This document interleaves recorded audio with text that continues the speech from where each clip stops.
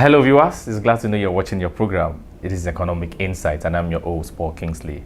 Now, in continuation with the ongoing report we are doing on housing deficits in Nigeria, today we are taking a topical look at the various issues affecting owning a home in Nigeria today. You agree with me, in Nigeria today we are having over 17 million housing deficits. There are so many factors that have led to these unfortunate circumstances that we find ourselves into. Now, we are going to be taking a topical look at these issues. What are the various challenges that led us to this unfortunate scenario? With us on the program is a man who is doing so much in the construction industry and also the housing sector. I'm talking of the Managing Director, CEO of 3M Plus. He is Mohammed Jamal. He's with us on the program to give us their own contribution, their own take on the industry. Sit back, it promised to be an interesting conversation. I'll be back after this time out.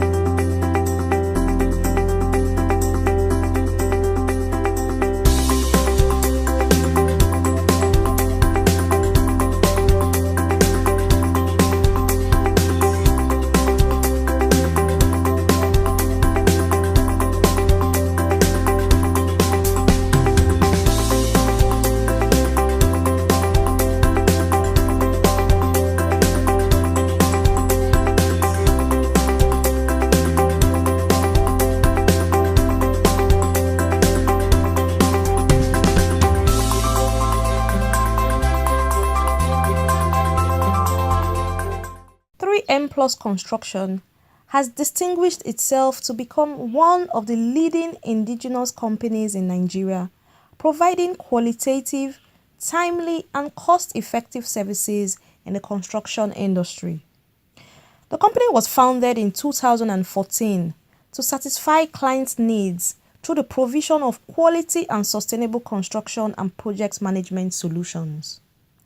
Mohammed Jamal is a Managing Director, CEO. 3M Plus is a company that I started in 2014, my wife and I, and we started in November 2014. We started off in the construction industry, and then we also moved into properties. And now we have a construction, properties, and a travel agency. When I finished school in the UK, I came back in 2011 and I worked with my dad for some time. My dad is very big in the construction industry in Nigeria, and I worked with him for some time, and I thought it was about time for me to start my own construction company. And so I went and I focused on road construction. So that was infrastructure was my focus. So when I opened my own company, that was really my focus, just road construction. It's a very interesting industry, to be honest, because we've seen it all. We've seen it all, and at the end of the day, with especially in the infrastructure, our main issues, comes up with it's just simple maintenance, and little issues that happen with a lot of the roads that we have affected is just simple maintenance. Maybe a drainage is blocked and the water fills up in the drain and goes onto the road. There's nowhere for the water to flow. It spoils the roads, and it's just simple things like that. 3M Plus Construction is highly equipped with young, dynamic management and technical team with years of corporate and field experience to undertake and execute any given task in its field of endeavors. A lot of the projects we've done have been in the past few years. We've done both in Abuja, we've done in Kebbi, we've done in Oyo, we've done in Nekiti, we've done in FCT Gwagwalada. So the main projects that have inspired me the most have been the recent ones, which is Abuja National Housing Program and Kebbi National Housing Program. So we just completed the infrastructure for both of them just a few months ago. as a new company, 2014, we've been learning throughout the time. For example, in Kebbi, the you're talking about a few years back. For example, in Abuja, the price of asphalt was what, 17,800. Now the price of asphalt is 27,800, for example. But when you go to somewhere like Kebbi, and you don't know much about the state, for example, you get there and you realize asphalt there is like 35,000. Transportation is ridiculous. You have to bring it from Sokoto or from Kebbi itself, but it's pretty far to bring it to your site inside town. So the cost is ridiculously high, for example, and if you don't have the experience, you face those kind of challenges where you think that everywhere in Nigeria is the price of asphalt is the same, or the price of stone base is the same, or gravel, but it's actually not. Every state has its own prices. Every state, it can be as much as 10,000 naira difference per ton. So that was one of my major challenges that I faced in Kebbi, for example. But we were able to overcome it. So for 3M Plus, a lot of our plans, in the next 5 years, is to be one of the most reputable construction companies in Nigeria, and it's an indigenous company that I feel we can build, and if we build it well, I think in the next 5 years we will be up there with the big shots of Julius Berger, Salini, all these international companies, but we will literally be competing with them, and that's my prayer and that's my hope I have a good team, so I think we've been doing a good job. Over the years, indigenous contractors in Nigeria have recorded a low level of participation and have often been sidelined in large-scale construction activities. It's very tough because for Nigerians, like for somebody like me, if someone sees the projects that I do, it's worth a lot. But when it comes to financials, it's difficult for indigenous players like us to compete with the big companies.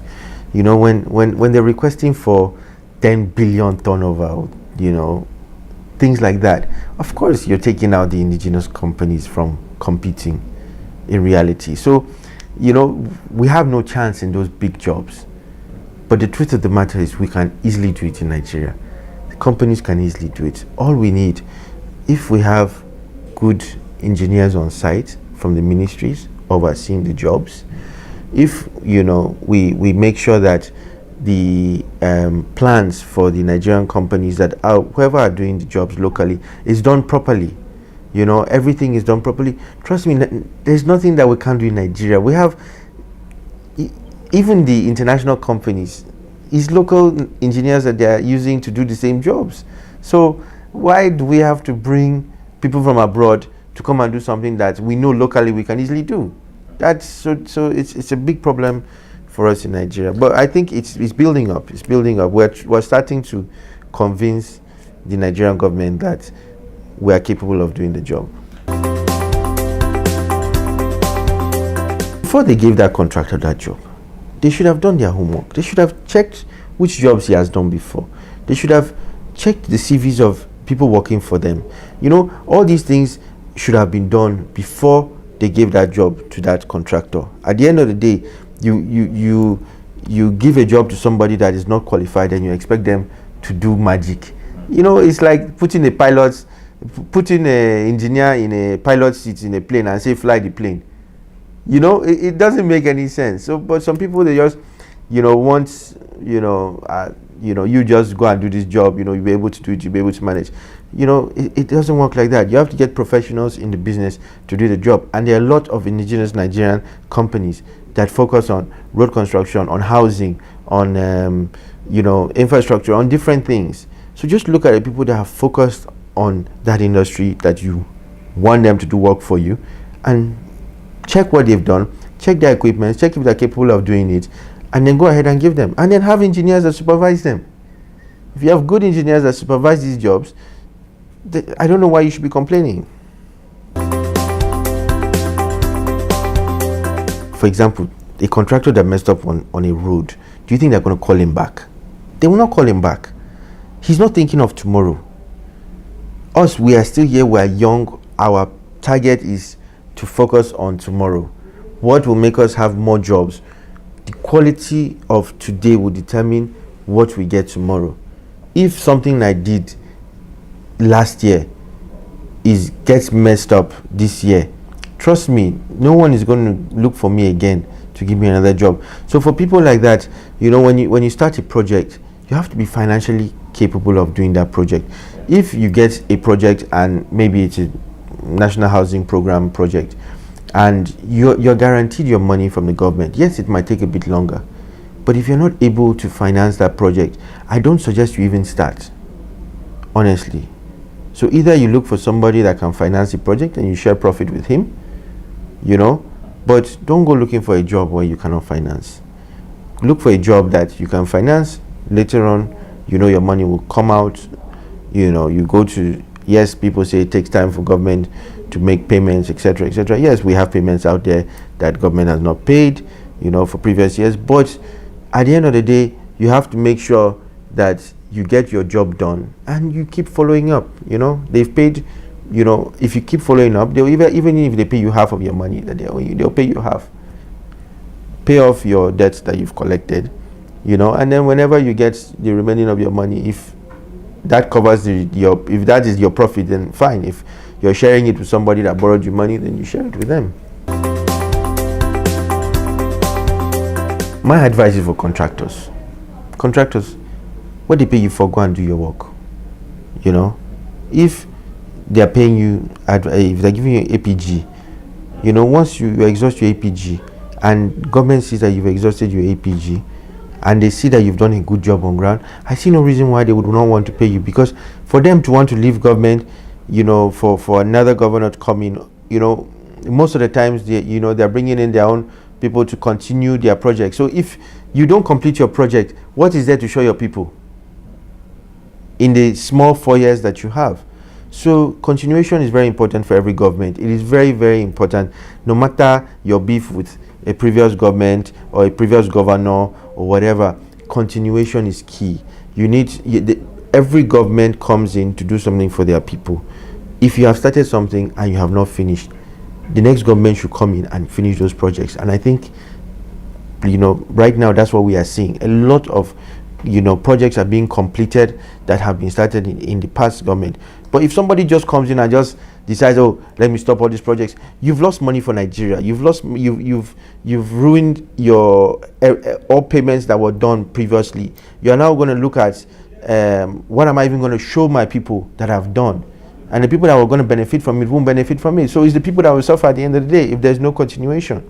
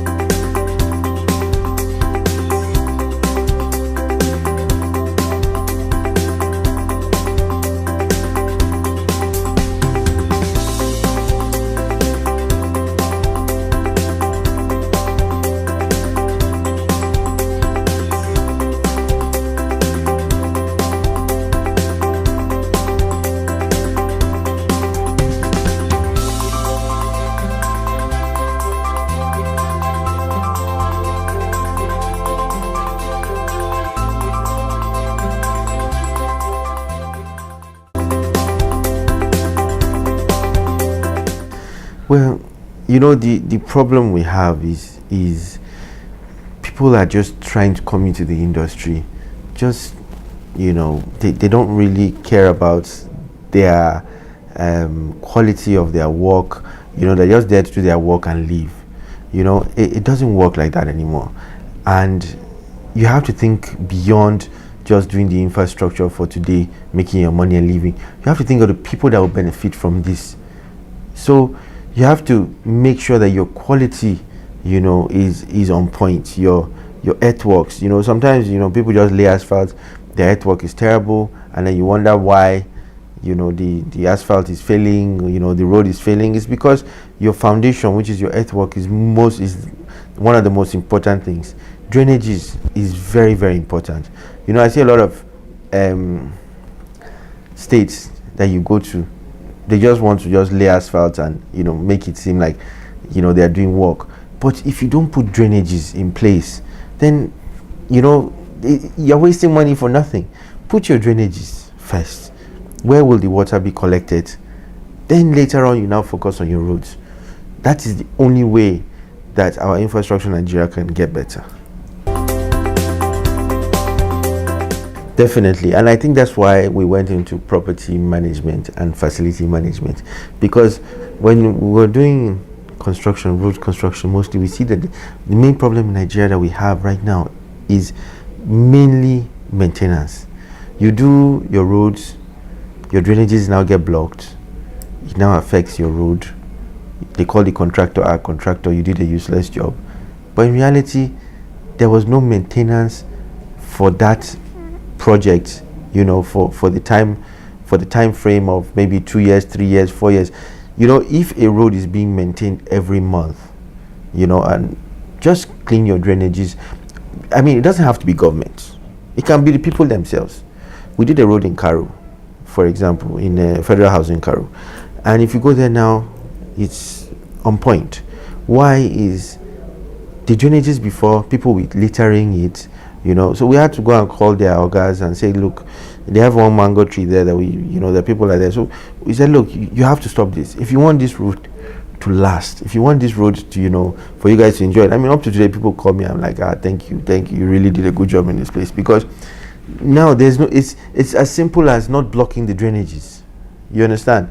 So throwing your pure water inside the drainage, throwing different litter and all that, it really affects our roads and infrastructure in Nigeria. So please, fellow Nigerians, let's focus on making sure our drainages are always cleaned, even if it means bring the community together and doing it together. You don't have to wait for government for that. It's your road, they've done it for you, now take care of it.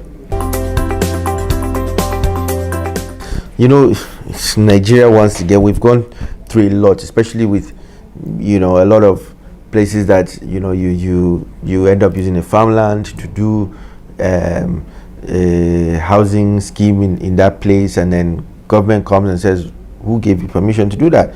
And then people have already paid, and then they now demolish that place, and then so people are having those kind of issues and those kind of fears of going into it. And for me, it's something that I think that's what this government is trying to focus on, the national housing program, which they've done a really good job on in Kebbi. If you go there, they're almost done with all the houses. Infrastructure has been done. I told you we completed it last month. They have a big 45,000 liter tank and a 75,000 liter tank of water, 4 boreholes. Those kind of things that I've experienced. It will help a lot. And now they're moving into this phase 2. I think we just applied for some of the phase 2 projects, and I feel federal government is doing that, but they also need to partner with local partners that are in the housing sectors, and it's important that they also help them. Federal Mortgage Bank, people have disappointed Federal Mortgage Bank, for example. There are projects that I know that Federal Mortgage Bank has financed and nothing comes out of it, and it's a pity. But that contractor will never get a job again. So if people are not thinking of tomorrow, you're just thinking of pocketing money today, it will haunt you for the rest of your life. So focus on how you can help people today. How can you help, this 17 million housing deficit? How can you help your country? That is our focus. For all the youths out there, look, it's always been my dream. I studied international business and global management, and business has always been my dream. And I feel like if you put your mind to something, there is nothing stopping you from doing it. It doesn't matter who's in government, it doesn't matter who your friends are. The people that actually help me today are the people that I never knew. They're not the people that are close to me.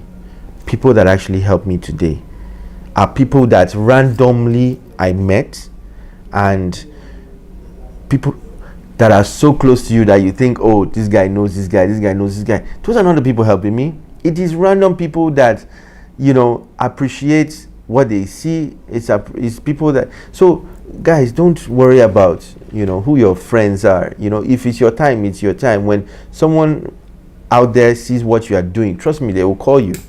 So focus on your goal and go out there. Wake up every morning with something in your mind. This is my target. This is what I'm going to do today, and go out there and do it. And then know how you talk to people.